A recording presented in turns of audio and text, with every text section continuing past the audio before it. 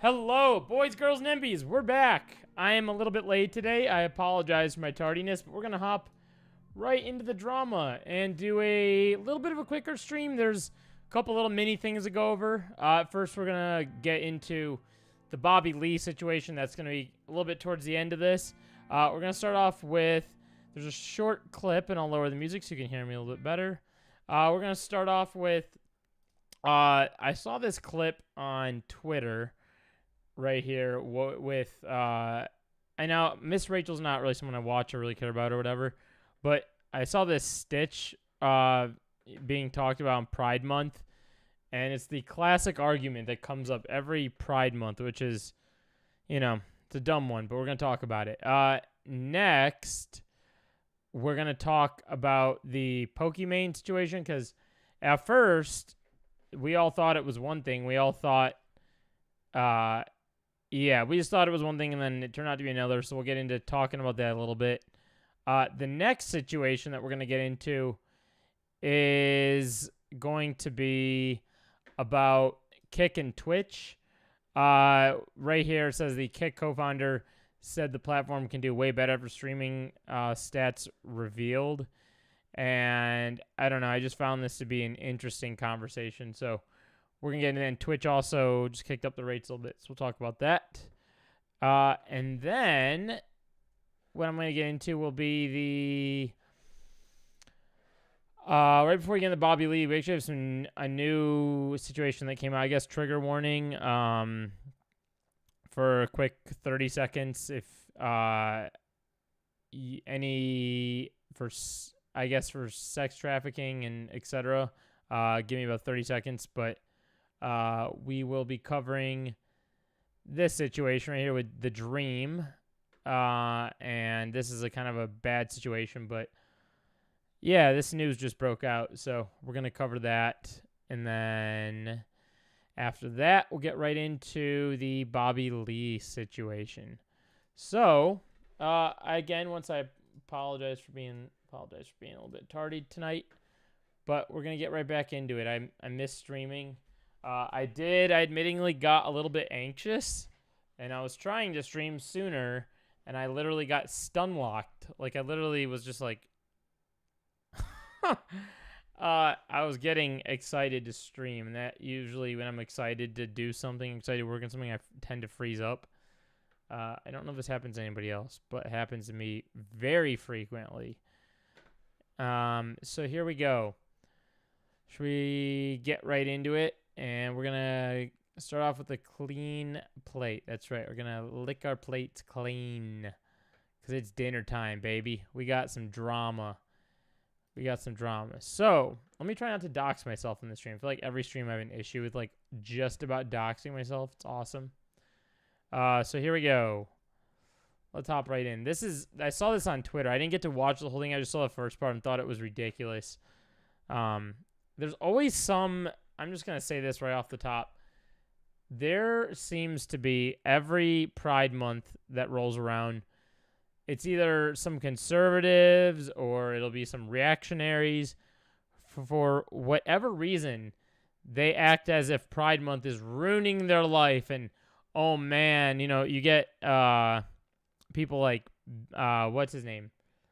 Ben Shabibo or Matt, what's his face, that tend to go, it's so bad. They get to run the streets for a month and we don't get anything. I think they're secretly jealous of it, and it seems Pride Month seems to be a something that upsets them, and it shouldn't, because a lot of those people weren't given a voice for just the longest time ever, and couldn't even damn near say that they couldn't even mention it because they'd get harassed. So here we go. Happy Pride to all of our wonderful families and friends. Now I'm gonna say this. I don't know anything about Miss Rachel, so if someone can fill me in on that, that'd be great. What I'm concerned about is this. Pride Month is so annoying. In what world? Yeah, dude. Yeah. Pride Month. So annoying. It ruins my life. God forbid they have a month called Pride Month. Oh, can't stand it. The toddlers need to be talking about this. Why do parents have to grapple? Oh, do you guys remember this? Do you remember last year the argument? And I wonder if this is where this is going. The argument was like, oh God, they have Pride stuff in Target in the kids section. I can't believe they would sell Pride merch to little kids. Like, all the reactionaries were losing their goddamn mind over it. And hey, man, what do you know? Your sexual preference is obviously, a personal thing. You can be whatever you want to be, as long as you're not hurting other people. But for some reason, these people seem to think that simply your orientation will hurt them. Very weird stance to take. I'm pretty sure it's for clicks and bait, but they probably believe it in real life too, but they feel comfortable saying it on the internet. Pride Month is so annoying. In what world do toddlers need to be talking about this? Why do parents have to grapple with whether or not to show their children something about letters, numbers, and songs because the host can't keep politics out of their mouths? This is something I've routinely talked about on this channel. How did we get here as a society? Some of the conservative political commentators also took this route where somehow they've said that Pride Month is political. What's happening here? What timeline are we living in? Does everything have to be politics? It's goes back to the same conversation I brought up with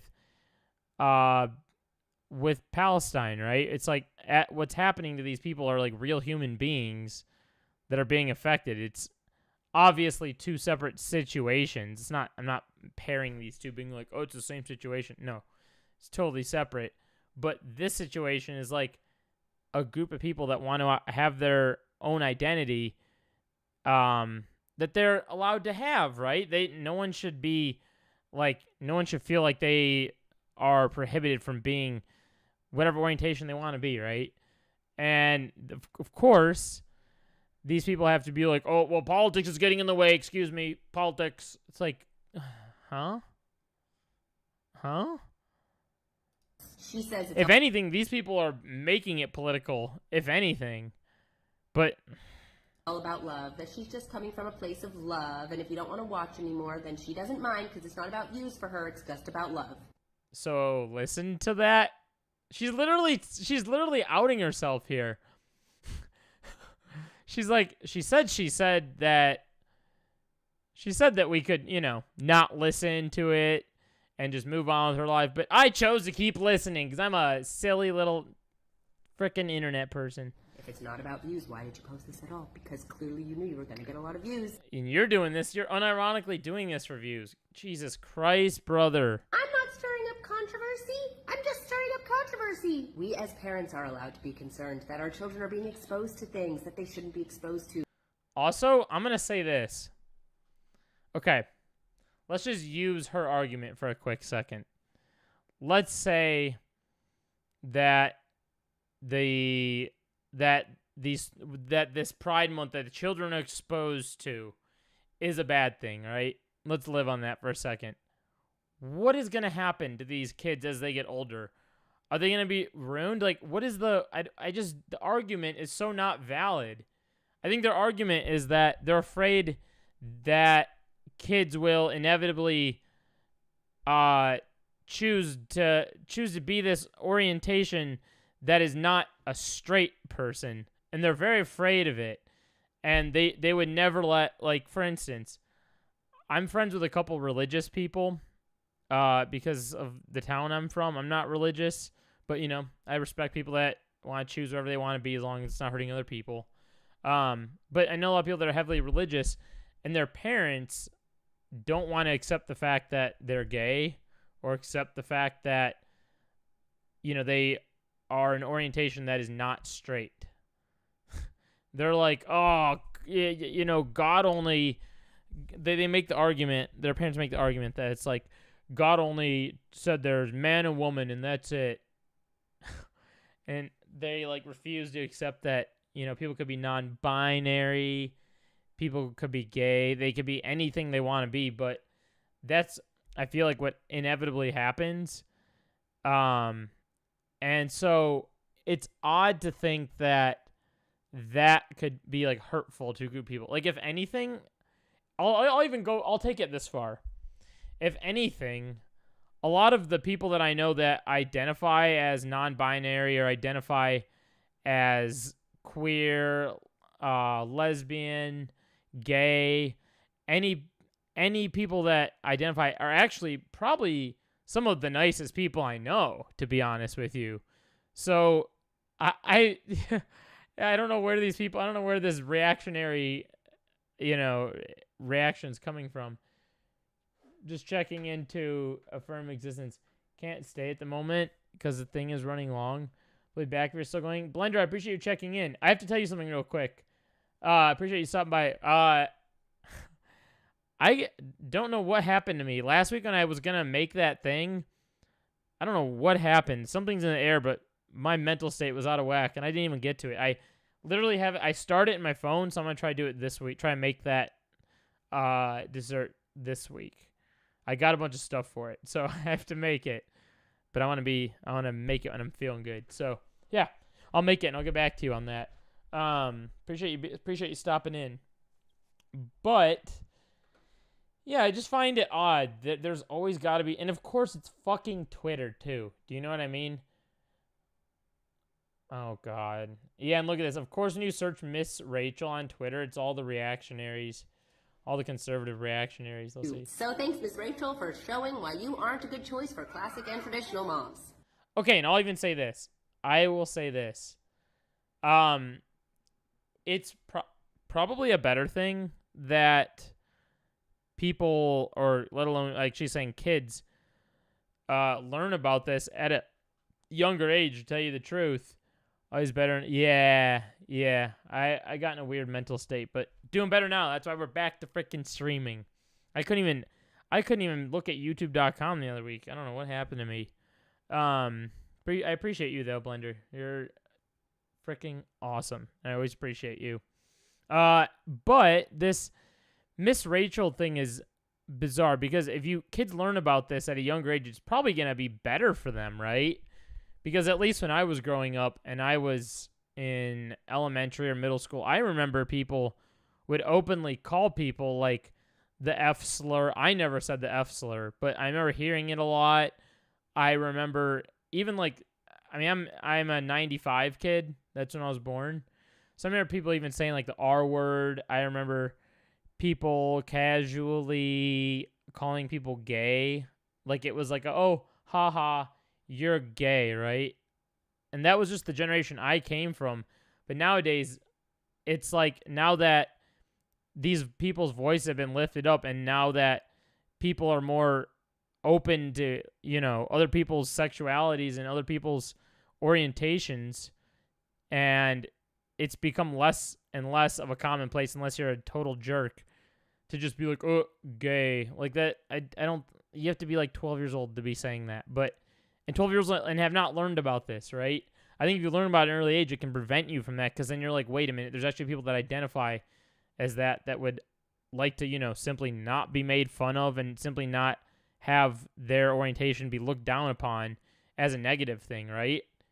So I think it could do people a service, which is why I don't get this argument every Pride Month. It is so brain broken, bashing in every way possible. Yeah, oh, here we go. Let's see what Matt Walsh has to say. Extreme popular YouTuber who makes content for babies, and she just posted a video celebrating Pride Month. This is a message to conservative parents. She doesn't want your business. Wait, was this the video? Let's see. Pride to all of our wonderful families and friends. This month and every month I celebrate you. I'm so glad you're here. I'm so glad you're exactly who you are. To those who are going to comment they can't watch the show anymore because of the support, no worries and much love your way. God bless.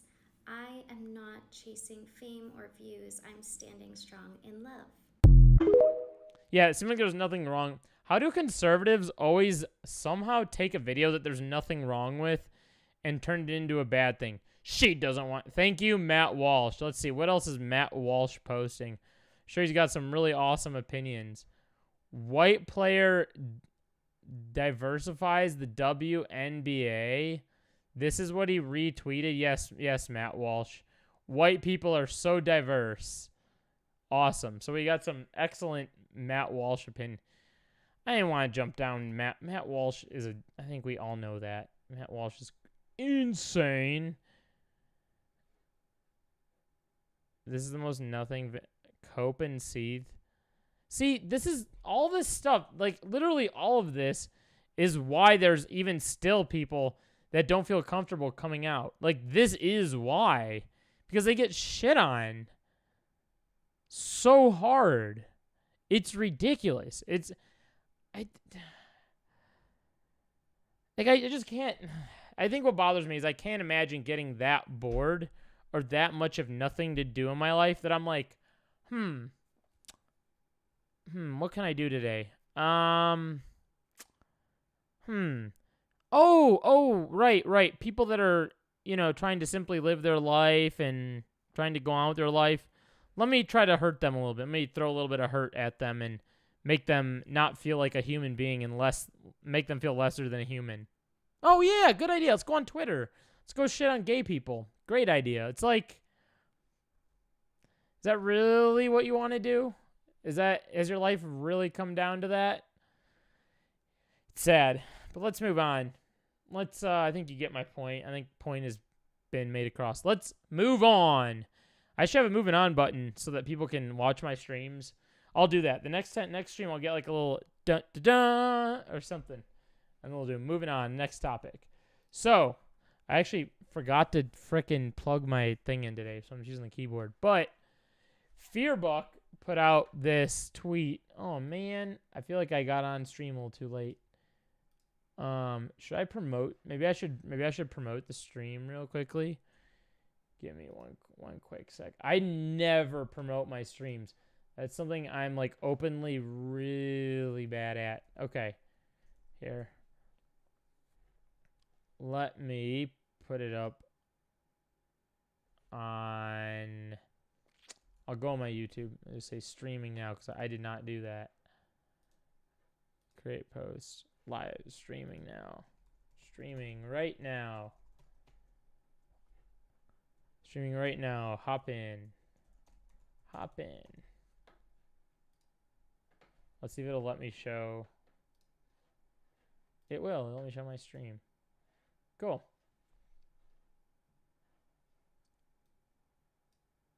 Alrighty. So we are gonna go over Pokimane now. Pokimane, which I think her name's actually Amon, which is funny. Pokimane. So Fearbook posts Pokimane says our editor told her he couldn't make deadlines because he was busy touching himself to her videos. This is the thing that got 20 million views. And what happened is everybody thought that, and you'll see, I'll play the video. And I'll explain. Hey, do you have time to talk? I'm ready to finally tell you why I've been struggling so much with deadlines. This is what he said to her. And I said, oh, like, great. Hopefully this is something that we can fix. Tell me why he proceeds to tell... Poor Pokimane always has, like, the craziest, insane... And the way she talks about them, too, is in this very calm voice. But I'm sure, like, behind the scenes, she's, like, losing her mind over it. And I'm not saying, like, in a bad way. I'm saying, like, obviously, like, it's deeper than just her being like, yep, it's it. Like, you know what I mean? Tell me that the reason why he would sometimes turn around videos a week or two late is because he couldn't stop touching himself. I was trying to pick which word to use. To me, his, in a way, employer. That's why everyone thought it was the fact she said to me. I got a thumbs up. I saw a thumbs up pop up on the screen. What's up? She said to me, which made everyone think that he was, touching himself to her. as he was editing her videos, and that's why Fearbook tweeted that. Let's continue. Of many, many months. When I tell you I've never halted a conversation so fast, because I'm like, you are the person that I send like hours of footage to. Why'd she say it like that? Footage. On that, so first off, I didn't even realize that was a problem until this video. I didn't know that people got addicted to yoinking it. I guess that's a thing that I just learned about. That's crazy. I don't know anybody like that. I've never heard of it. I would never take my own time to look into it, because why would I look into that? But I guess that's a thing that happens, and I don't know. Maybe it takes like maybe there's a thing like sex therapy or something that would hopefully break people loose of this. I guess if you're just bored and you have nothing else to do, then you end up doing that. But there's another part to this.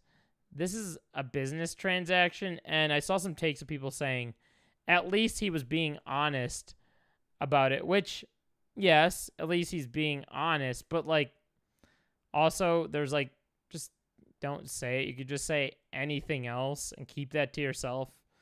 Like, it doesn't need to go out there. And also another part of this too that's valid is that there's a couple things at play. So I'm sure what people thought happened. Now, here. I'll show you the reason why I know that didn't end up being the case. So look at this. Pokimane responded, "Thank you for the dozens of edited applications sent to my email today, Lamau. But this happened years ago. Also, tweet wording was kind of misleading. He said this to me, but didn't directly, but did say it was about me. Either way, convo ended and working relationship ended. Rightfully so. And I think the thing to note here is a couple things. Number one, I'll even speak on behalf of someone who's had direct experience with this. As someone who I'm not going to name any names, obviously.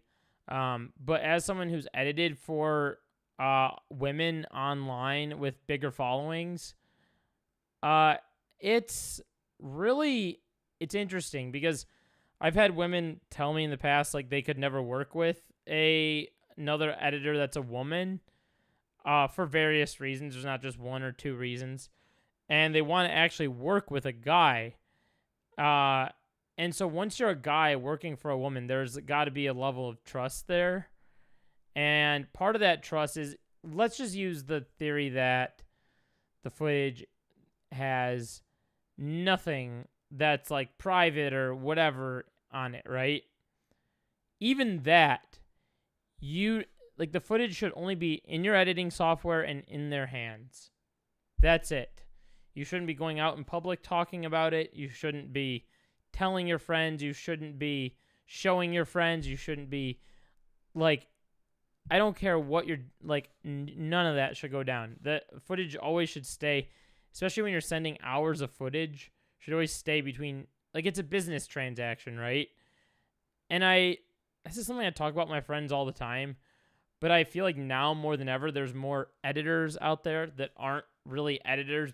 Some people are just in it for the money because they're like, oh, it pays more than my job, which, if you're in a pinch and you got to do it and you want to learn it, but there's another side to it where it's like you have to learn how to do the business part of it. And the business part of it is being professional. And part in being professional isn't this situation. Hey, Pokey, I'm yoinking it. Like, huh? And also, too, I just realized this on my shirt. I think I spilled. Oh, my God. That's like literally marinade. I was cooking chicken, and I marinated it, and I popped the bottle off and went and exploded everywhere. Or was it still on my shirt? I look like a mess. I look like a sweaty mess on stream. But part of that is keeping a professional working relationship, because if you're editing with someone and they feel comfort with you, you don't want to break that trust, and you want to keep, especially if you're someone that like wants to maintain a working relationship with somebody, you can't be going off topic about these other things, or you can't be doing weird shit. Like, and this is especially especially around women. That's it. They give you the footage to edit, you edit it, and you give it right back to them. There's like 2 lanes. There's you and them, and that's it. And you just don't be weird. Don't be weird, and don't. That's just such an odd. I'm gonna say this. I bet you this isn't the first time this happened. Like, I bet you this has happened. People just haven't publicly said it out loud. It's just so cringe. But I do feel that because there's people out there doing it for the money, then there's gonna be people that aren't editors in this biz, which sucks, because if you want to be, I'll even say this. I've edited for a few people. I'm not going to name any names. I've named a couple names in the past on different live streams of people I've edited for. But even those dudes I edited for, right? It was like you email and you're like, hey, we're going to get this. They'll send you like a whole bunch of footage, and then you pop it right back to them. And people like that, right? And now this guy, his name is obviously Pokey's going to go tell people about this and be like, hey, don't work with this person, right? Like, I've had to do that with different editors where I've been like, hey, don't talk to this person because this person's not going to get you the final edit, or maybe this person's weird and they once made a woman feel super uncomfortable. So that is that. What the hell? Living for this Twitch drama right now? Should we get into the... Okay, we can get into the... I guess this is like popping off right now on Twitter.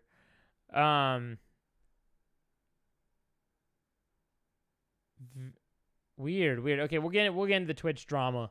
But basically, that's all I wanted to talk about with... Wait, Twitch Rivals is a whole account? What is this? What's Twitch Rivals? I thought this was going to be about the... Okay, I guess not. But yeah, I think you get my point about editing. And if anyone wants any advice on like how to work with an editor, or maybe you're interested in editing and it's something you've thought about and you need some like advice on it, or whatever it might be, you don't know how business works with it, or you need any questions, do let me know. Leave them down in the comments. Happy to help people out with that, because that is my job after all. I shoot and edit videos all the frickin' time. I'm shooting tomorrow morning again. And it's probably why I won't be streaming tomorrow, because I'm working. But let's hop into the Twitch and Kick situation. How about that? So,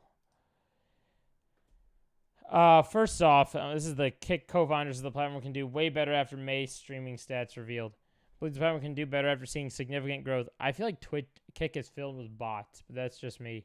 And May Kick saw massive growth across metrics, according to stream charts. Particularly, hours watched increased by 21%, platform's viewers increased by 69%, average viewers rose by 25%. Despite the impressive growth, it could be even better, according to the platform's founder. Kick fell off, he joked in a post on X. One Kick streamer made a note of how remarkable it is for the new streaming platform to be already pulling these numbers after just a year and a half of operating.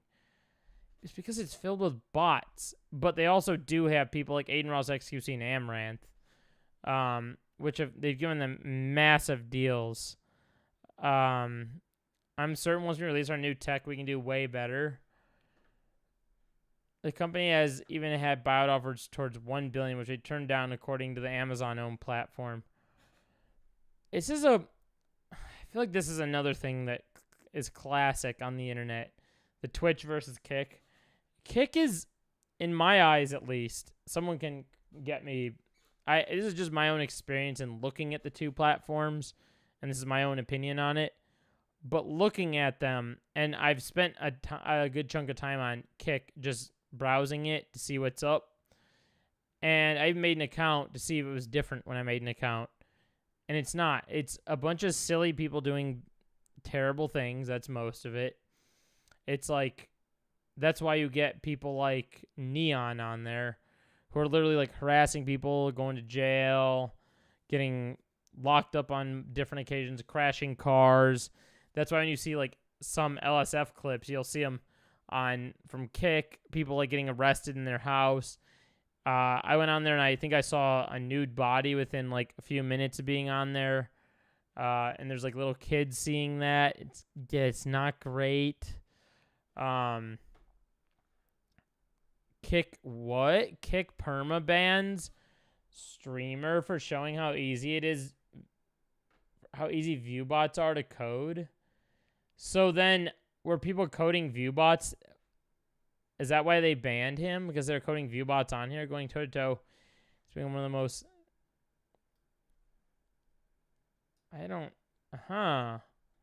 Why would they ban him? Let's see. I got banned for promoting botting services. It says this suspension will expire never. So I was like, what the hell? Usually it says when. And everyone's like, oh, it's probably 1 day. And then I appealed it because I'm like, what's going on here?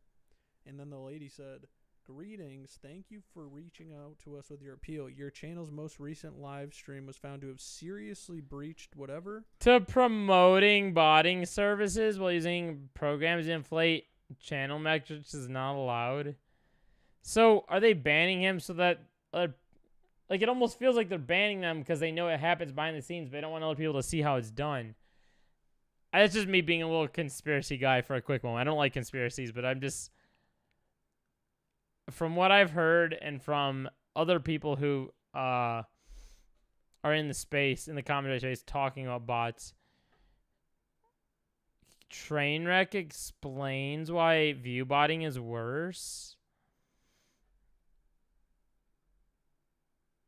What did he say? Let's see. He said it's worse on Twitch. Well, the botting on Kick sucks. I'll be honest with you. The botting on Twitch is worse. You just don't notice. Yo! So he admitted there's view botting on it. Well, the botting on Kick sucks. I'll be honest with you. The botting on Twitch is worse. If you're saying the botting on Twitch is worse, that means you're admitting that it exists on Kick, right? Just don't notice it because there's so many more streamers live, and it's kind of been it's less obvious on Twitch because the people who are mainly botting dude, he's literally openly saying that it happens on Kick. Already have a lot of viewership, so it kind of blends in, right? But yeah, Twitch view botting is much worse. You just see the Kick botting because so he's admitting it. He's openly saying you see Kick botting. Right. There's less streamer. Okay, here's the thing. Accused of being botting in the past. Interesting. So I think Here's my thing. I don't get it. How can they tell that the channel owner is behind the bots? Like, I could deploy bots at someone else's stream to get them banned. Yeah. I see what you mean. And maybe people do that. Maybe they're able to... I don't know. That's a good question. That's a very good question. I don't know. Maybe if someone else... Also, how you doing, Chris? Thanks for being here. I don't know. And I think it's an interesting conversation to be had. What is Trainwrecks? Calls out Steak for... Claims Twitch is the number one. Okay, wait, let's see. View botting has become a major topic, with some of the biggest names being accused of using bots. While botting has been issuing Kick, Frank says the issue is also on Twitch, number one being the purple platform. Trainwreck asked who the biggest botter is. It's multiple people massively. It's just such a dumb argument because at the end of the day, I just think live streaming was so much better during lockdown because a lot of people had an incentive to watch it. It's really hard for a streamer. I'll say this. It's really hard for a streamer to see significant growth off the gates on Twitch. And Twitch, as a matter of fact, They even, oh my God, let's see. I think I accidentally got rid of my tab.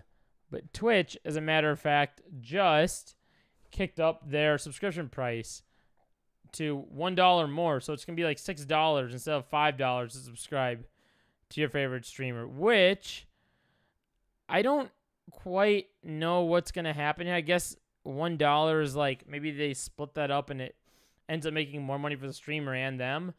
But it seems like Twitch is drawing all the audience. Like, it's really, really hard unless you're super, super promoting your Twitch to people and really pushing, like, manually to get people over there. I think Dan Clancy at one point openly stated the only way to grow on Twitch is to do collaboration streams. But the trouble is a lot of collaboration streams can't happen unless you know these people. And a lot of times it's hard to access these people or ask to do a collaboration because not everyone's down to do a collaboration in the first place. And a lot of people don't know how to do collaboration streams because some people are faceless. They don't know how to get someone else on their stream. And they did add those, because of that, they did add the feature where it's like guest star or whatever, and it's much easier to bring people into it.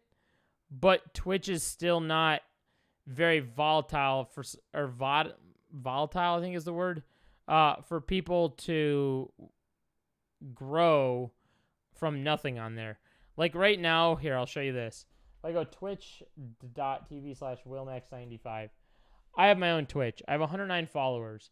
I got these followers from a Nick is Not Green stream when he rated me when he first started streaming. And I had a lot of people then. I used to do Minecraft streams. So unless you're playing a game, they don't even really promote the small streamers in the same way they did during lockdown. And that's not to say that Twitch is bad. I think Twitch has its flaws to it. I think it's hard to grow, right?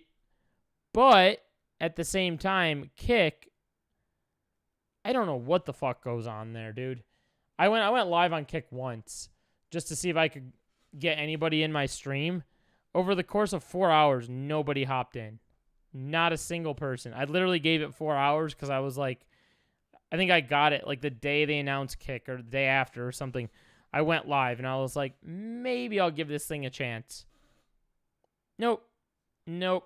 And I saw the gross stuff that I talked about. But let's read this. So, Twitch has announced price subscriptions going up when it's cost more in 30 countries. Less than 6 months after Twitch warned its U.S. sub increase were extremely likely has followed through with the price hike. On June 4th, Twitch received sub and gift prices will increase over 30 countries. We're notifying streamers and subscriptions in the region via email. Among the countries affected, Canada, New Zealand, United States, and Europe as a whole. Wow. I think Twitch is afraid of falling off, too. I think they're afraid that the platform would go away if they don't increase this. Because I'd imagine there's less people on Twitch, so they got to do something to make up for that, and that is apparently this. As a part of our efforts to increase and grow their communities worldwide, the following... What? Back in February, the Chief Monetization Officer, Micah Minton, warned a price increase could be coming following adjustments on an international level. Which... Stating what maybe more obviously, these things are pretty well connected. It's extremely likely we'll see a U.S. price increase. We're working on the details as to what the increase will be and when, he said. Given the increase in sub prices, streamers begin to ask if this will mean a bigger cut on their end. Okay, wait. So let's see what Twitch had to say. What do viewers get for the increase? That is a kind of a good question, though. Are we going to get more out of it? Can they give us another feature or something? Give us more points, channel points or something? Streamers make more money. I guess it's a good thing for streamers, right? So that means that, yeah, more money for them. I guess $1's not too bad either. I mean, yeah, it sucks, right? But they could have said like $5 or something. No, what are people even saying to this? Yeah, I only hear about Kick when some big streamer gets banned and they're announcing their new Kick project. Yeah, exactly. And it's always every time I hear about a Kick streamer, I've yet to hear like something good. I've yet to hear like, oh, this Kick streamer, saved someone from falling off a dock. It's always like, oh, Kick streamer pushed someone into the water and is now drowning. You know what I mean? It's always something really bad. That's all I ever hear. But I feel like I've heard of good things on Twitch a lot before, where it's like this streamer donated this. Like the streamers on Twitch donating money for Palestine right now, right? You hear stuff about that. There's been other things in the past. But what are people saying is less people will sub now? I mean, there was already less people subbing to begin with, but I guess even less maybe. It's a really sad move. People will cancel subs.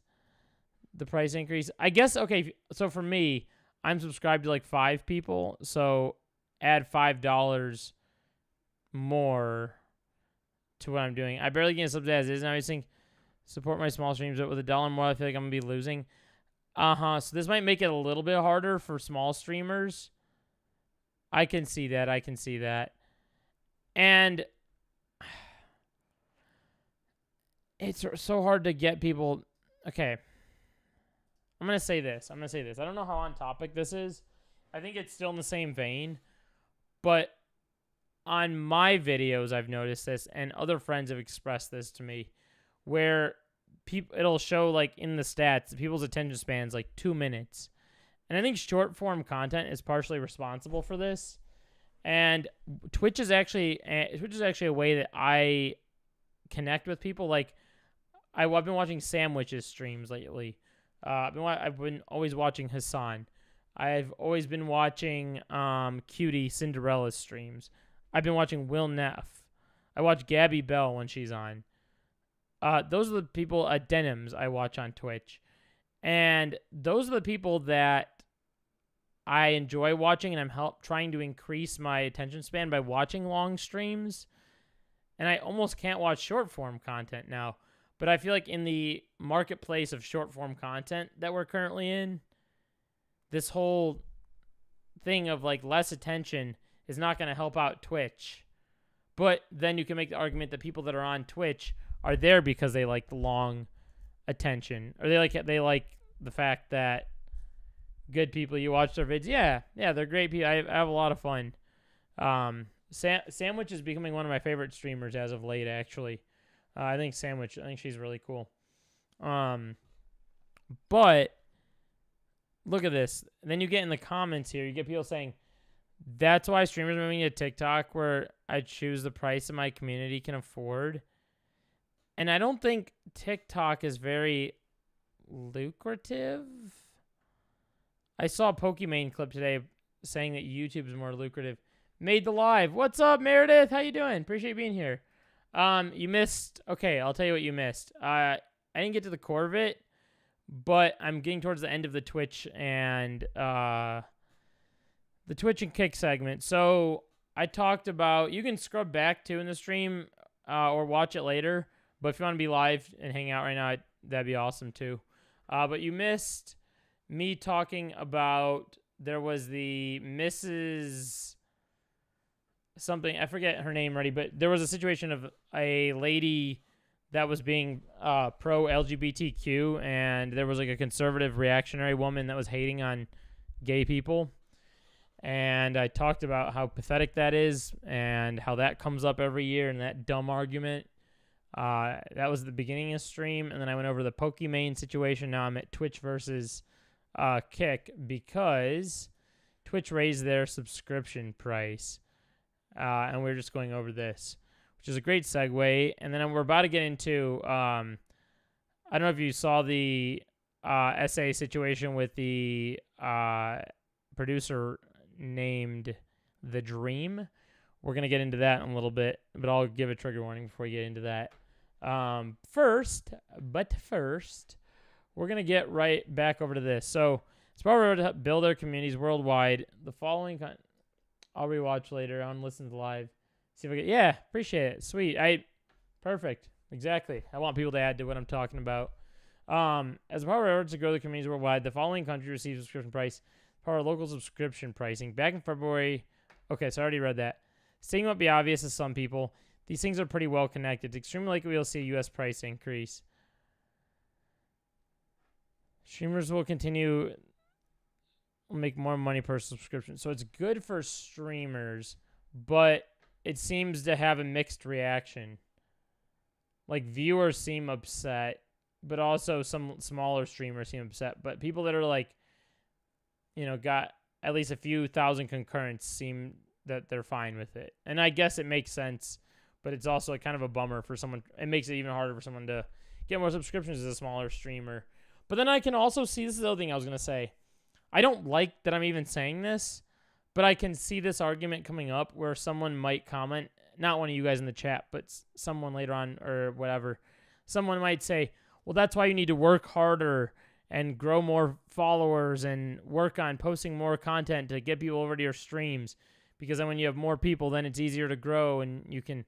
But I think it's just hard to convert audiences nowadays. It's really hard. I mean, I'll even say this. I think people have busy lives, and you guys might relate to this in stream. That's why even when you guys are in stream, I'm very appreciative that you're here.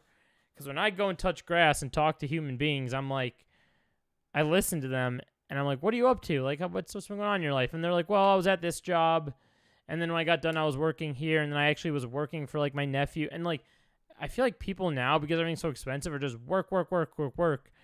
And it's amazing to me that I can even have, like, 3 people in my live stream. You know what I mean? Because I'm like, dang, you guys actually have time in your day to watch my stream. Like, that's pretty incredible.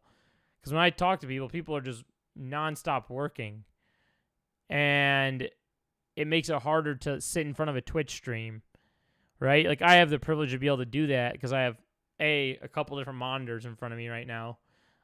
B, I have a job that winds up with me being at home a lot because I'm editing, so I'm able to watch streams. I know that's not everybody, but we're not in, like, with the amount of work people have to get done and stuff, it's hard to watch streams. It makes it harder to come up and get an audience going, and especially when you're trying to get close friends, etc. So that's my whole other end of that argument. But before I bore you guys on that, I know that was a lot. That was a lot of the Twitch and Kick segment. Before we get over to Bobby Lee, let's cover some breaking news. Okay. I will say trigger warning. I'll try to get through this about 10 or 15 minutes. Multitask if possible. Wait, Chris, can you wait?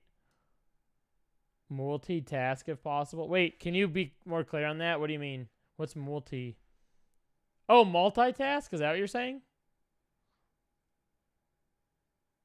Wait, are you telling me to multitask, or are you saying, like, for people they should multitask, like, watch streams and work? Is that what you're saying? Because I kind of put streams on in the background. While I'm editing stuff, like, I'll have Hassan on one screen or Sam on one screen, then edit on this screen and that screen. Ah, multitask. Okay. I was like, I think I'm multitasking. I was like, my ADHD lends itself to multitasking.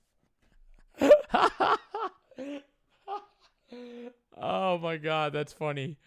That's so funny. I'm like a really sensitive person. So anytime I see something, I'm like, oh my god, are they talking about me? my brain resorts to, like, the worst thing at first, which is funny.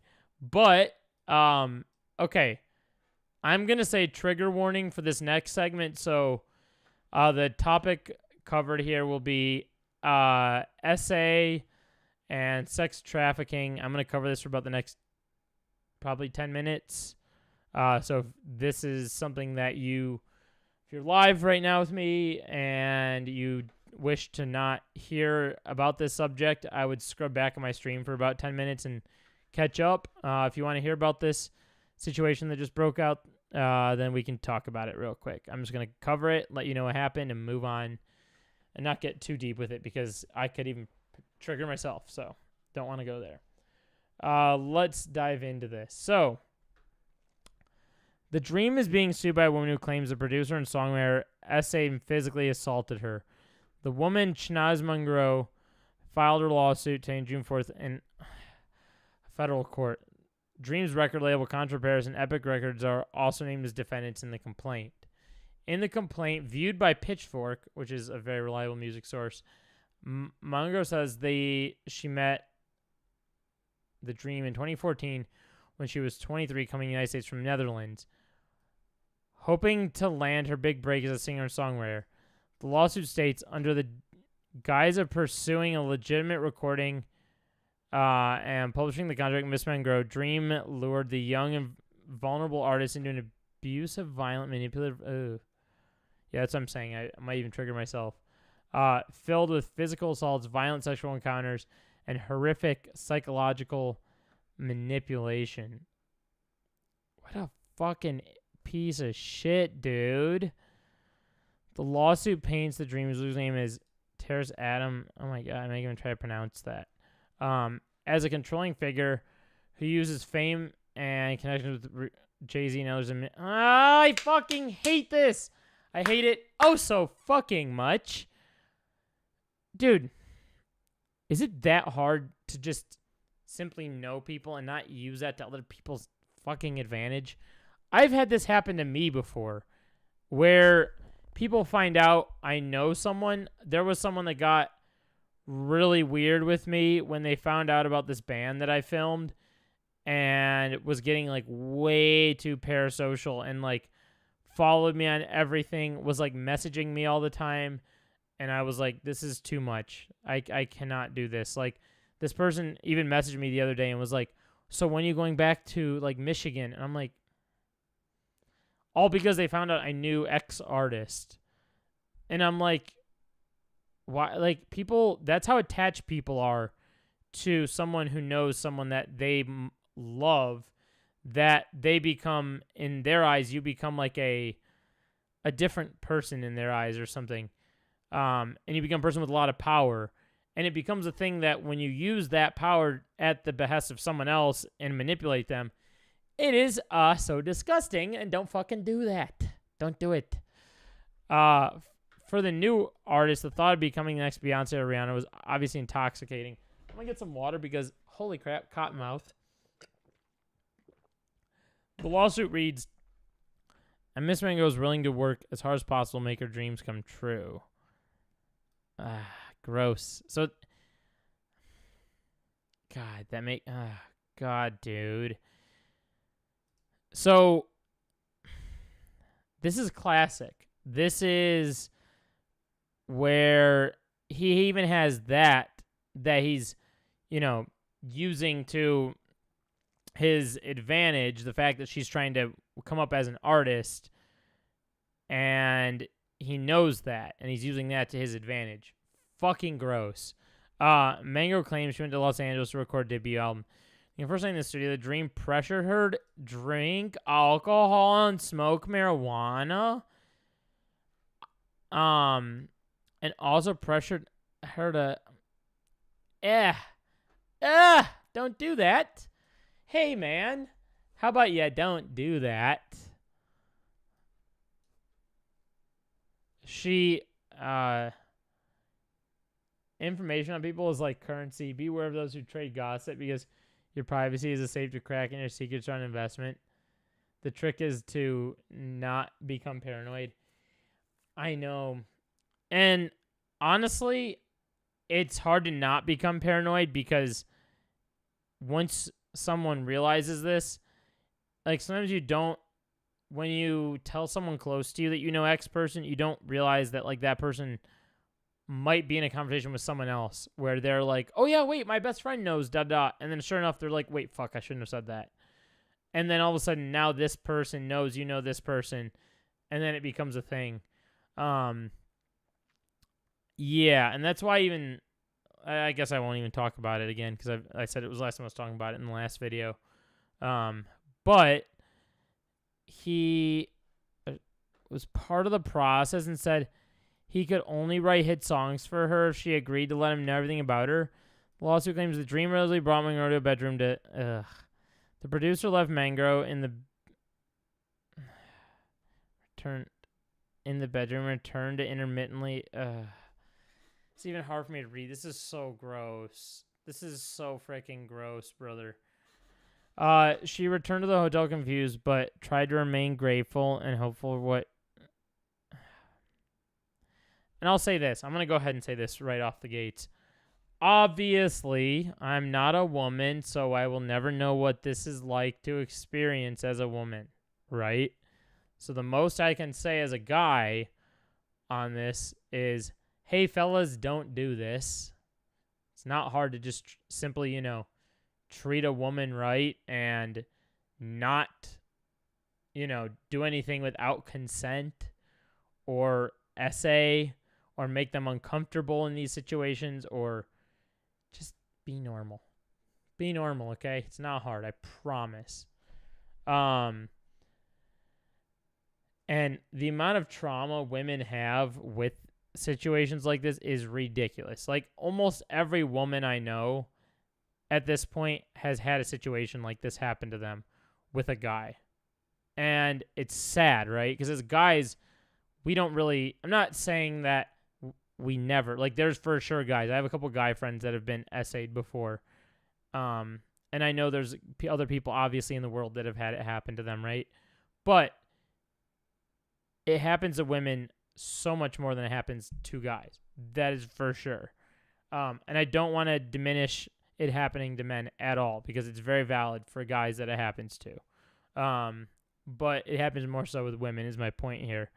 And that's why women, this is part of the reason why when guys are like, oh, she wouldn't talk to me or whatever, it's like women are actually freaking professionals at this point at sniffing out weird guys because of them being essayed by weird dudes.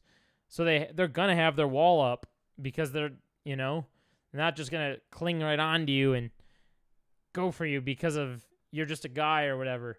Like, I even had a friend today. I had a friend that I saw her Instagram and I was like, oh my God, hi. We haven't talked in like 5 years.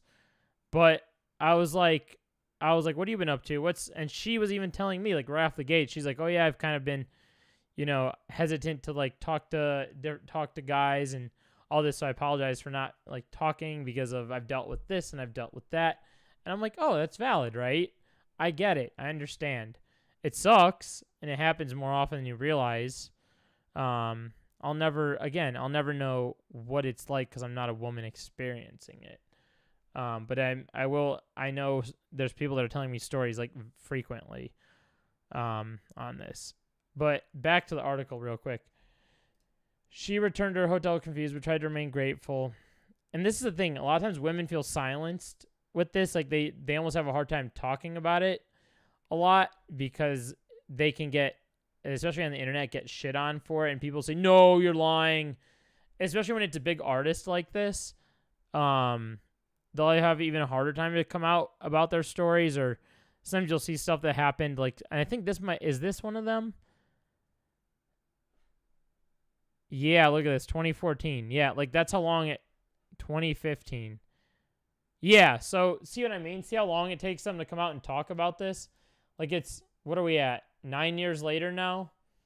And she's talking about it? Like, it takes a lot. Like, I know women that have to, like, damn near, like, go to therapy to get instructed on how to, like, talk about this and how to come out with their stories, and because they're going to get shit on, or they're going to get harassed. Anything like that's going to happen just for simply telling their story. Which is why you see stuff like this. And then you see guys that go, oh, it happened in 2015, so why would she bother to even say that if it happened then? Like, shouldn't she be over it by now? And it's like, no, dude. No, dude. This is life traumatizing, brother. And there's some conservative women that make that same argument I've seen on Twitter. So, women aren't always in the clear of not blaming other women for it, because I've seen conservative women on Twitter blame other women for it too. So not all women are totally clear of not blaming other women too.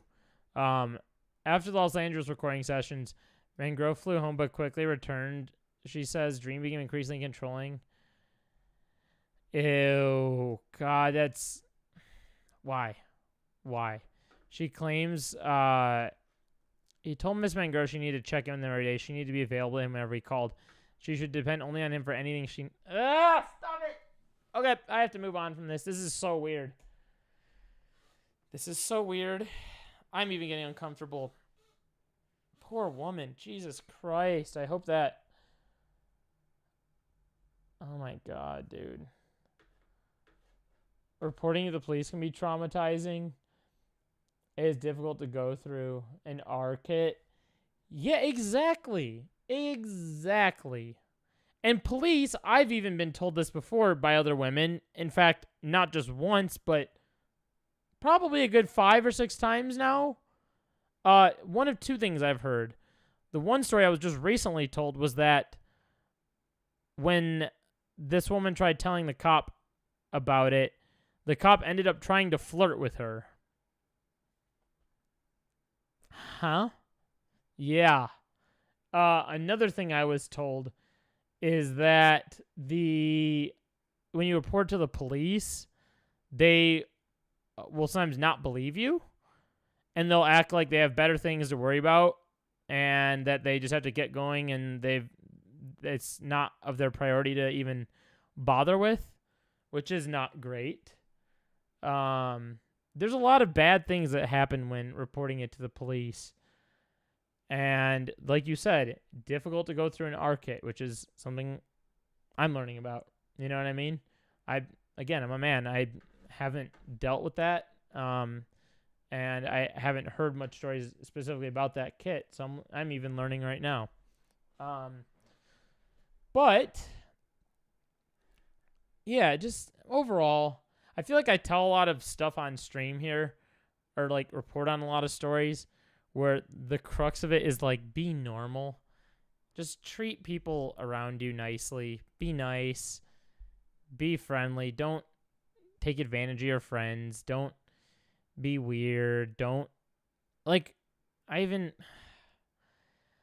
had a woman tell me a literal, like, physical assault story this morning. And I was just like, and I like knew of the guy, and I'm just like, is it that hard just to like touch her? Is it that hard? She didn't ask to be touched. Don't fucking touch her. Like, could it be that hard just to simply not? And this one in particular was because this person was like, the guy was drinking a ton. Like, if you know that you get out of control when you're drinking a lot, then work on your drinking habits. Work on yourself. Maybe don't drink. Maybe only have 1 drink instead of 3 drinks. And you can fucking be normal. Because let me tell you something. If you're drunk and then you're like, oh, sorry, it was because I was drunk. Hey, man, that's not an excuse. Did you know that? That's not an excuse. Sorry to tell you, bucko. It's like, drinking is not an excuse. There's no excuse for it. If you do it, you fucking do it, and you suck. Sometimes I wonder in the bigger picture if there's a difference between someone who dishonestly defends abuse of men and, yeah, drinking is a choice. I've never had a sip of alcohol in my life. That's the choice I've made. And those who naively believe their BS claims of innocence. Wait, hang on. Sometimes I wonder in the bigger picture if there's a difference between someone who dishonestly... Oh. And those who believe their BS claims of innocence. Yeah. Here's my thought on that. I think the people who defend abusive men are people that... And I don't want to blanket statement this by any means. This is just an assumption and going off what you said and my own personal thoughts, is maybe someone who's only grown up with men in their life and doesn't talk to any women and hasn't really had much to experience, and is maybe like somehow abuse that they've seen from their friends or is something they're blinded to. Like, they'll hear another friend of theirs be like, oh, I was at the club and I was like grabbing this lady and like she was having a fun time. You know what I mean? Like, terrible stuff like that.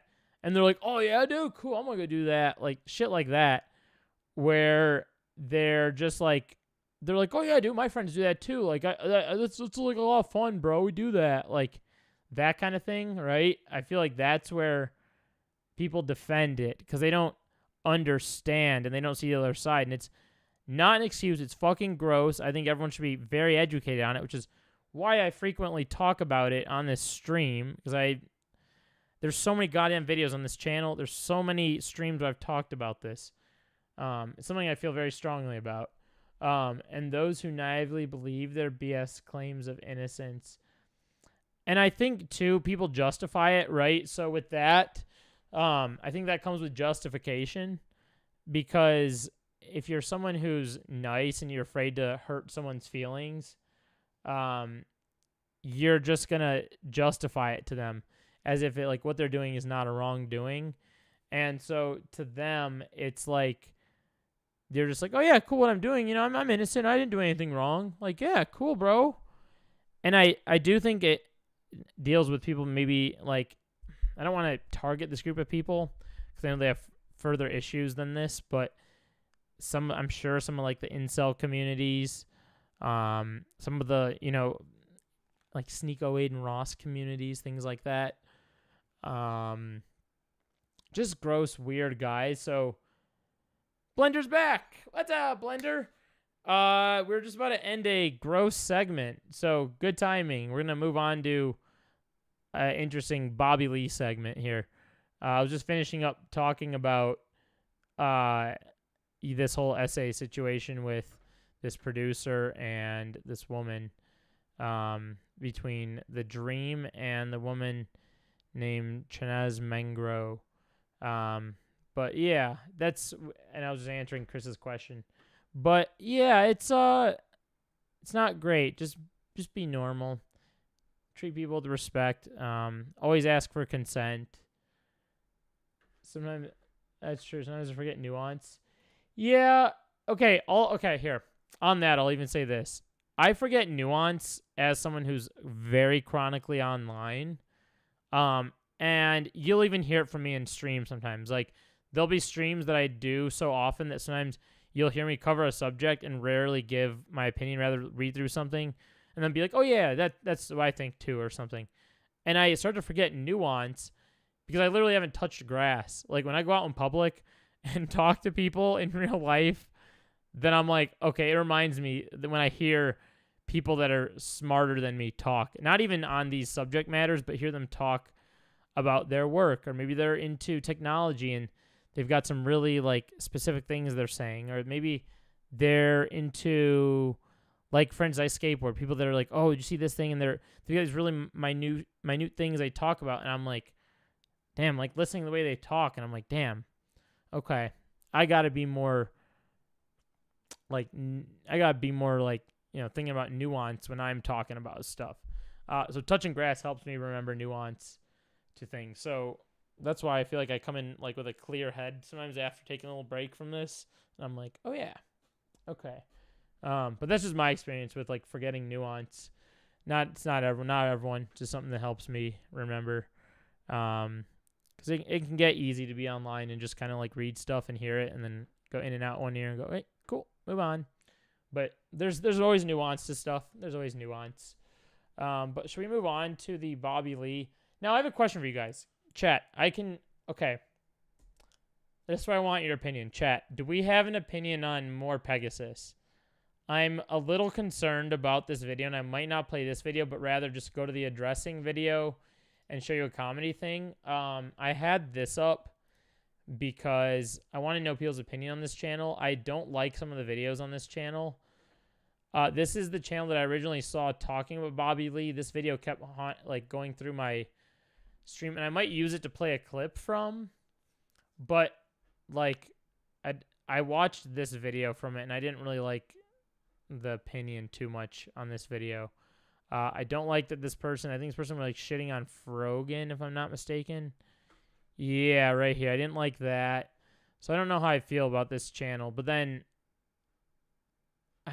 it's so weird. I just don't know how I feel about this channel. But do you guys have any thoughts on this channel? Anybody? So yeah, maybe we'll go through. Let's see here. Oh shoot, I'm on the wrong channel. His opinion's a little goonish. Okay. So we won't go through his opinion then. We will not listen to his opinion. Rather, we will just use the Well, it seems Bobby has the finally contextual part of this, which is going to be, I think, was it this moment, right? I think this might be it. Let's see. because I was just so nervous. My personal defense mechanism. Oh my God, look at this. So Bobby Lee, let's do a quick little lowdown. So, and I'm going to show you something real quickly. When you search Bobby Lee on YouTube, there is like hella tickets. Oh, there's 6 people in here. Sweet. How's everyone doing tonight? Who else is in here that's new? So Bobby Lee, when you search Bobby Lee, oh, now that I'm saying it on stream, it's not coming up. There was like hella different like ticket sales on YouTube originally when I searched his name. For some reason I'm not seeing it now. But Bobby Lee is a comedian, and I want to show you a little bit of his comedy first to give you a little bit of an insight on him. I'm not going to go through, this is a 52-minute video. I'll play like 2 minutes of it just to give you, I think it's fair before we talk about someone to give someone a chance, right? Give them a little flavor, let you know what's up with them. And comedy is subjective. I must make that clear, right? Everyone has a different thing that makes them laugh. I get it. But some people's comedy is not that great. And I think this is one of them. So. Fuck yeah! Hi, white people. How are you? Welcome, guys. I'm white. I just have jaundice. I'm gonna run applause for my mustache. Come on, guys. Asians know this is a fucking miracle. It took me 9 years to grow this mustache. I look good. I look like a fat Manny Pacquiao. That's all muscle. That's one muscle. It's very soft, fucker. What are we doing? Right out the gates, what is happening here, brother? Korean Andy dick. Touch it. Come here. Touch it. Right here. Okay. I mean, I'll say this. I Bobby Lee is, I've heard, a dick, but I don't think we should chalk up like Korean people to that at all. I trick you. She looked. Wait, why is there ads? Did I not switch over to the other channel? So I'll switch it. My bad. Here we go. Pearl Harbor. Oh, yeah. Here. Sneaky like Pearl Harbor. Oh, too soon. You gotta wait 100 years for a Pearl Harbor joke, Bobby. So, I masturbate a lot. Oh, yeah, that's a good joke to tell when you get on the stage. Tell everyone that you're yoinking it. Maybe this was Pokimane's editor. I didn't masturbate for 3 weeks in a row. I almost fucking died, guys. Don't try it. Oh, yeah, this was Pokimane's editor. Andy Dick is a person, and Bobby Lee just like him. And people just now picking up on it. Oh. Because I was going to say, I went on Reddit before this, and people were saying that, Andy Dick is the OG bad drama comedian. Yeah, so I think you get, let's play another here. That it's not good for your body. Because when I finally did it, you know what came out? A marshmallow. Okay, I think we've got a little taste of Bobby Lee, right? And this is what Bobby Lee, it looks like this is what was going on in the, let's see, let's play that clip back real quick for you guys. It looks like this is what was going on the podcast. My personal defense mechanism when I'm nervous is to grab someone's dick 5 times. That's just my fight. Let's see. That was so big that actually made him nervous, right? You know, something you would probably remember. Actually, that's just wrong. That's fucking whack. Let's see what Bobby Lee had to say about this, though. I want to hear him addressing the accusations. You know, we'll talk about other things, but I want to open up by saying that I'm sorry. I feel I just want to break down what happened with the Jake Paul podcast. Got it. Okay. I've gotten a lot of DMs saying that if you try to grab me, I'd break your wrists. So sorry. God, I know that you brought us here for a reason, and I appreciate it. And Lord, I'm so excited that I made a good friend today. So Bobby Lee and George Janko finally managed to get on their knees and bury their beef. The heat has been getting stronger and stronger on Bobby this year, and we've seen him go into damage control a couple of times, firstly on his own podcasts and then on the Joe Rogan Experience, but now he's managed to go one-on-one with George Janko. As for George, though, he's been capitalizing on his fallout with the internet's biggest grifter, Logan Paul, for the last 18 months, and We've talked about Logan Paul on this channel before. And even though I'm not a massive George Janko fan, I've never really followed him closely or anything. I've never liked him or disliked him. He's just never really been on my radar. But I've started to respect him more and more recently because of the way he's been handling this whole situation with Logan, Mike, and Bobby Lee. Now, I've covered George's fallout with George to laugh at that is kind of fucked after accusing him. It all seems sus. Yeah. Logan in a lot of detail in previous videos, so I'm not going to rehash the whole beef right now, but if you're late to the party... I thought this was the, maybe I pulled up the wrong video. I thought I pulled up, let's see. No, it's the right video, okay. Basically, George had a falling out with Logan Paul when he was a co-host of the Impulsive podcast towards the end of 2022. The power dynamic changed, and they started to gang up on George for his religious... If I had a penny for every comedian trying to be a piece of shit, I'd have... Oh, my chat's cut off, damn it. Why does my chat do this? Like, the little heart icon's in the way. I'd have, like, $1. I'll say it, I said it before. I'd be able to buy Hassan's house. There's something to do with, like... If you look at like Chad, Gabby Bell, I think Nick even made a video on it, where they make these videos where like another bad comedian came up on TikTok, another bad comedian. Oh, also, I wanted to say this on stream. I wanted to say this real quickly. This is for Spilt Bong Water real quick. I know Spilt Bong Water may watch this after, but it was good to see you in Ro Ramden's stream with Noah the other day. I want to say, I know you're not in here right now, but if you're watching the stream back, I just want to say that. Good to see you. But back to this real quick. I wanted to say it while it was on my mind. I'd watch a 100-piece shit comedian video. Yeah, if you want to watch that, go Chad. I think Nick is not Green may have made a video on it. Curtis has made a video on it. There's just so many bad comedians out there. And comedies just beliefs. Here's the thing. I think those bad comedians are like, oh yeah, they use the comedy as subjective thing. So like, for all intents and purposes, I could be a comedian. I could be like, huh, guys, so what's up? You guys ever shave on a Wednesday? And like, somehow and I feel like there's always gonna be an audience to laugh at that somehow. Or be like, yo, guys, you ever heard of headphones? No, like 2 phones you glue to your head, get it? And then people be like, oh, that's funny. And it's like, what? Like, the comedy's just not comedy. It's not funny. It's, like, dumb. That he was too uptight, so Logan started bullying him and putting him down in front of guests, and even on the episodes without any guests. But it all came to a head when Bobby Lee went on Impulsive on November 9th, 2022.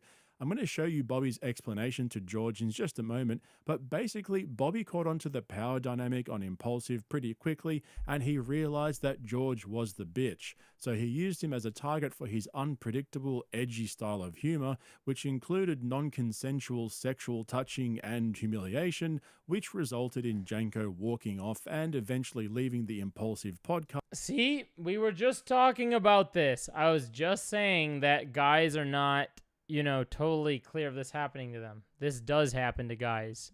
Like I said in the last thing. This is an example of it where it's like, can you not Cast altogether to do his own thing. Fast forward to 3 weeks ago, and the impulsive resident junkie and Logan Paul yes man Mike made an appearance on George's podcast, which ended up blowing up because George called out Logan, he brought receipts, and he did not hold back. Mike just sat there like a good little lapdog and tried to play it neutral, but then his daddy Logan thought it would be a good idea to dig his hole even deeper and respond to George's accusations with his own little video with so-called receipts, except he ended up reinforcing how full of shit he is and how incapable he is of taking any accountability. Oh my God, this is crazy drama. Between the impulsive credit card and the direct reimbursements told George travel that was covered by the podcast was $20,000, and we have all the data back up to support this. What? For his own actions. Classic Paul family move. But one of the other implications of George's discussion with Logan's side piece was that the accusations against Bobby Lee began to resurface and get louder again. For those of you who don't know, Bobby has a history of harassing female morning show hosts on live TV, cause comedian, and... Oh, dude! No! Oh, no, dude! He's also known to flop his wiener out and do all sorts of weird and dirty shit during his live stand-up shows, cause comedian. But his highest profile creepy act was when he kept touching George and tried to... I'm going to say this. There's a difference. And I see this. Somehow this gets misconstrued. This isn't the first I've seen this. And it, like, sometimes I say stuff on this stream where I'm like, I can't believe I even have to say this. But this is one of them. Where it's like there's a difference between... You can separate yourself from being funny and, you know, you can be funny, but be normal, right?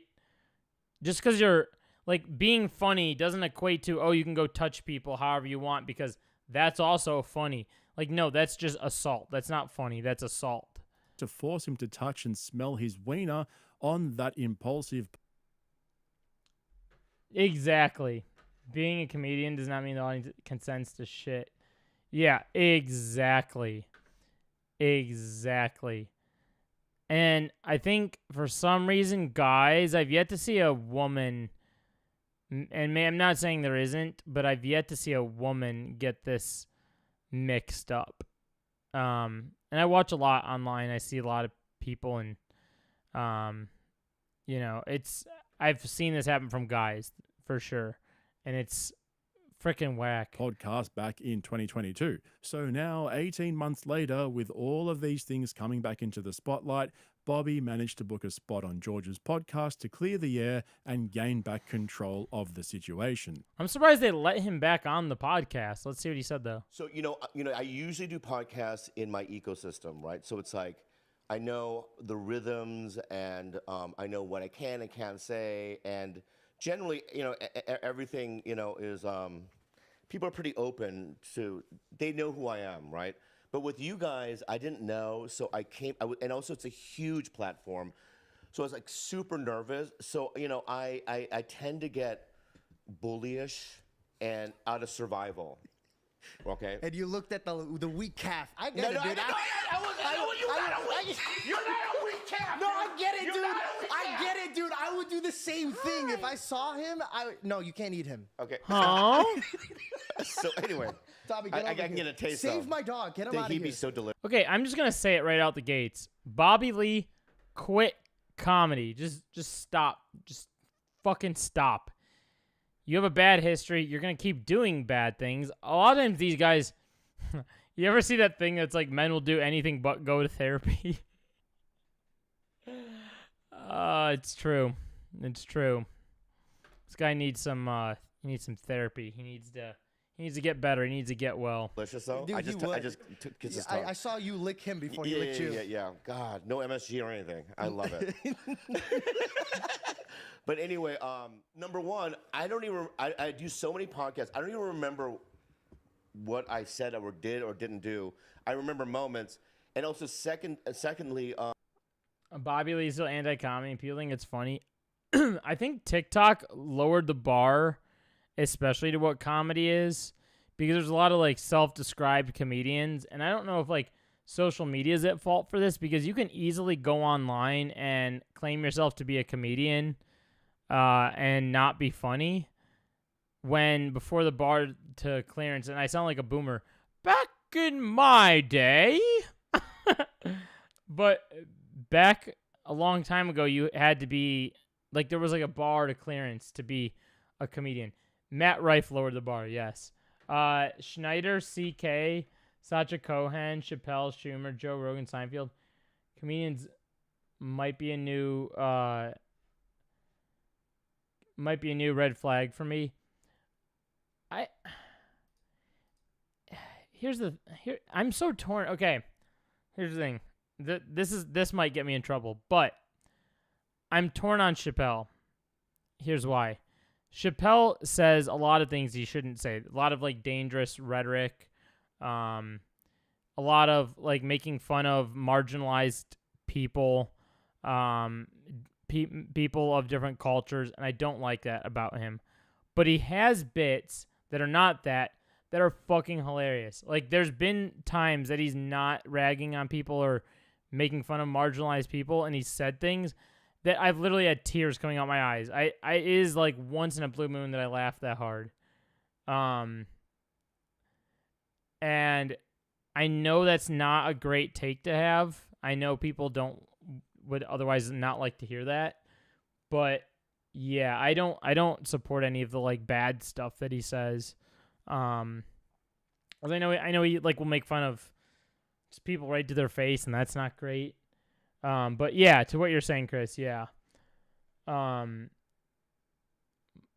Let's see. No one's touching Jeselnik.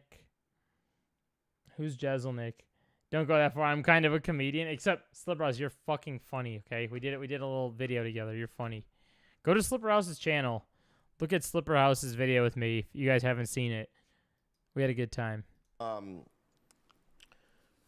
When you walked off the set, I literally was confused by it. I don't know the drama behind the podcast. I thought the comedy instinct was to say that it was like boring or whatever, and I fell asleep. Yeah. And the third thing is that, and I truly don't remember, and it is on brand, but I don't remember ever trying to touch you. But if oh my god, no, dude, this is what the hell, dude? You got caught, brother. There's actual footage of it, but then Jake Paul, to my understanding, took it off. Sure, I've left his stuff too. I've even gone to a Joe Rogan stand-up 10 years ago. I love comedy shows, but goddamn, they don't age well. Yeah, exactly. They don't age well. Exactly. It just keeps going downhill. I know. Video is funnier than Bobby Lee. Can't wait to catch up again. Our video is funnier than Bobby Lee. I know. We should do another one sometime. That was fun. Yeah, this keeps going downhill. I literally don't remember, but if I did that, I'm sorry. I do it for comedy reasons. This is so bad, dude. Okay, I'm going to say this. If you're in this situation, there's really not a way to come back from it, first off. But the most you could possibly do here, the least you could possibly do here would be to just start off with a simple, I don't know, sorry, give a a nice apology, make your intentions what you want them, etc., right? There's ways to like go about it, but there's no like come back and repair to this, especially assault. There's no like coming back from it. Once you've done it, the damage is done. It's just, that's what it is. All right, Slipper, I'm gonna binge your content after this stream. Aw, that's nice of you. Thank Chris. You're really cool. Slipper does like there's like cool interviews on Slipper's channel. There was like someone with like that was like eating, I forget, it was like a pickle. It was like it was eating like a bunch of pickles or something. There's like really, I don't know. There's really interesting people on there. I don't know anything about your religion or who you are. In fact, I didn't really know who you. I know who you are now. But with all that being said, I really truly apologize. I like how it takes him till now to get not to keep pausing, but I like how it takes him till now to get to the apology. Like, dude, wait, huh? I love people. I love podcasting, and I think you mean you love touching people? You're a voice that people talk about now, and you know what I mean, you're here, and I just want the just clout. apologize. It's like Thank you, bro. I'm sorry. All joking aside, Seriously. for real, I really appreciate that. So, first up, I want to say that George is handling this whole situation like a pro. Instead of whining about everything and calling everyone out, he's sticking up for himself and demanding respect from everyone around him by reaching out to them and having them on his podcast to hash it out. But let's just try to understand Bobby Lee's excuse for harassing George. He said he can't remember doing it, but if he did and George is still upset about it, then he's sorry. Bro, it's literally on video. Anyone can watch it. Yeah, that's what I said. And then didn't Jake Paul like take the segment out or something because it got like demonetized? I'm sorry. Also, you're kind of a big deal now, so I'm extra sorry because you're doing so well. That's one of the biggest non-apology apologies I've ever seen. But luckily for Bobby, Janko knew that he had a tendency to push the boundaries of sexual harassment and non-consensual touching, whatever you want to call it. His real beef is with Logan and Mike, which again goes to what I was saying earlier on about how much the power dynamic had changed, and Bobby's appearance on Impulsive was the final straw. At 1-800-CON. I'm on the wrong damn channel again. Okay, so I'm just gonna let that run real quickly. So here's my take on this matter. It's kind of the same thing as the last situation we went over here, where once you get not on top, but once you become someone in the public eye and become a bigger figure in the space, you at that point now have a responsibility to be even more cautious of protecting your audience and being normal and setting a good example, right? And somehow this makes weird guys lash out and do weird behaviors. Like, it's really, I promise it's not hard to be normal. I promise. Exactly who you were. And I said this on the episode with Mike, and I'll say it again in front of you. Oh, I do appreciate your apology. If it was me and you and we were just messing around and we were like having a podcast and you kept grabbing me because I know your comedy, I wouldn't be bothered by it. I know who you are. I know your comedy. I've seen your podcast. What bothered me on that episode was my friends weren't being friends. They didn't back you. They didn't back. Wait, what? Did he just was he coping? Bothered me on that episode was my friends weren't. Appreciate your apology. Raw. Bobby, Yeah. I knew exactly who you were. And I said this on the episode with Mike. Wait, so he knew exactly who he was, so he had him on anyway? And he appreciates the apology? It sounds like a cope, brother. Is that right? And I'll say it again in front of you. Oh, I do. My wife, Lori, needs to come on your show. She says Bobby Lee is a greasy old man trying to stay relevant. I'll have guests on here eventually. I should probably start doing guests on here soon, actually. Appreciate your apology. I'm actually about to get off stream here in just a second. It's about an hour and a half. I usually like to run about an hour and a half, then I get off stream. If it was me and you and we were just messing around and we were like having a podcast and you kept grabbing me because I know your comedy, I wouldn't be bothered by it. I know who you are. I know your comedy. I've seen your podcast. What bothered me on that episode was my friends weren't being friends. Sure, dude. They didn't back me, bro. Yeah. They saw that I was actually going through things and they stepped on me when I was down. And it just felt like I wasn't in a place where the people around me wanted me to. I'm going to do a little ethical react here. So if you guys want to continue hearing about this, I know I kind of went over my take on the matter, and I think they just divulge more into it. But if you want to watch more of this video, there's podcast cringe. Bobby Lee addresses the accusations. I haven't seen what else is on this channel. Joe Rogan gets trolled. I don't know. That video seemed pretty normal. I'd say there was maybe like a moment or two that I might have had a different opinion on, but you start taking calls and it's over. I might as well start having guests. You know who I do want to have on here? I'm actually gonna see him soon. I might have Austin Green on here at some point if I can get him on for a stream. I think that'd be fun. I'll show you guys his channel if you haven't seen his channel before. Austin Green does TikTok drama. Makes good videos. So check out Austin Green's channel. This is what I've also been watching a lot of. Actually, I've been watching a ton of her lately. Nicole. You can see I started to watch this video. Greasy old rich celebs demanding to be relevant and lashing out like a-holes when they fall. Yeah, I think it's just people try to fight for relevance, especially on the internet, and they try to like immerse themselves into audiences that they're like, oh yeah, this audience will like me.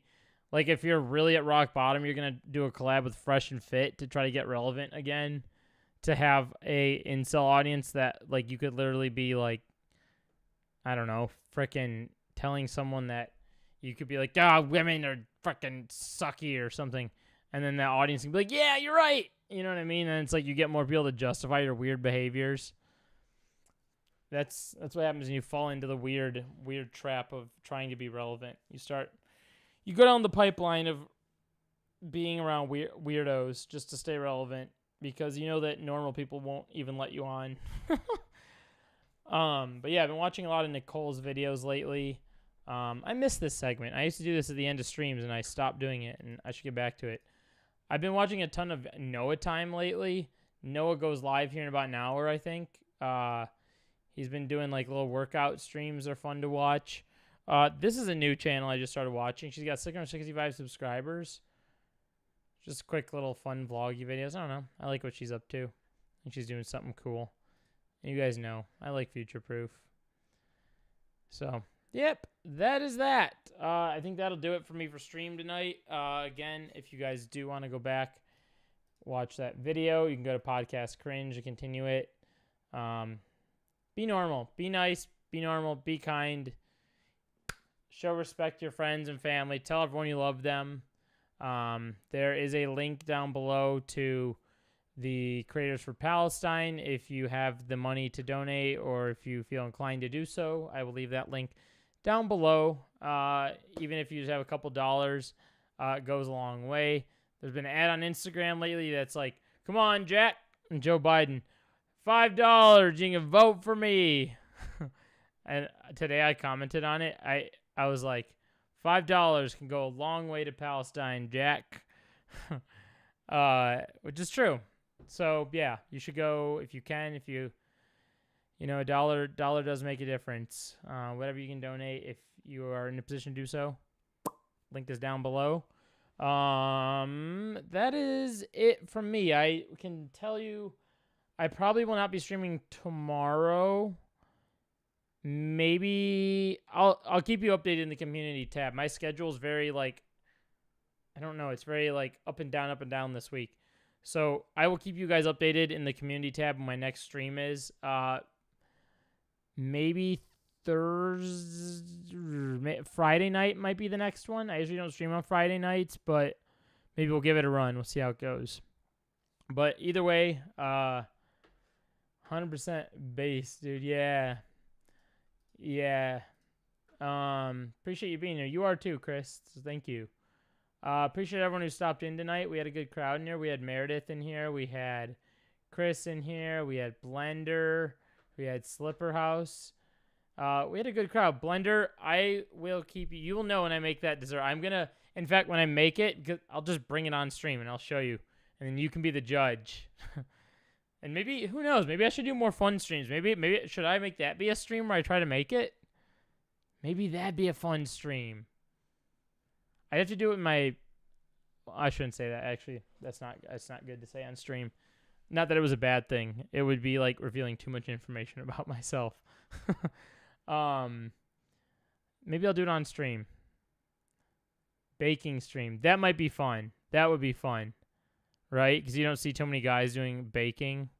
Right? That might be kind of fun. Okay. Maybe I'm onto something here. Baking and drama, maybe? Mix it both. Just get a pile of drama ready on my phone and just chat about drama and bake. Maybe that. What if that was like my most popular stream ever? And that had to be my new thing. That could be epic. That could actually be kind of based. I'd end up with like a lot of sweets. I don't know. Maybe that's cool. I'd have fun with it. We'll give it a try. We'll give it a whack. We'll see what happens. But without it'll be unique. You're right.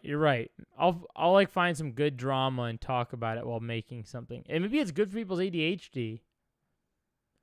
Damn. No one steal that idea. Don't steal it. It's my idea. Copyright Max Williams. All right. I will see. Maybe that'll be a fun stream. We'll do baking and drama. You'll see it. It'll come up. I'll like move my setup around and stuff. I like it. I like the direction of it. Okay. Yeah, we'll make that. I'll have to do it on a very particular day. I'll say that much. We'll make it happen. All right. Thank you guys. Love you guys. You guys are the best. It means a lot to me that even literally like 5 or 6 of you were hanging out in my live stream today. That means so much more than you realize. And yeah, be nice, be kind, and have a good rest of your day, afternoon, evening, no matter where you are in the world. I'm Hassan Piker, and this is the Hassan Albi no matter where you are in the world, and have a good one. Peace.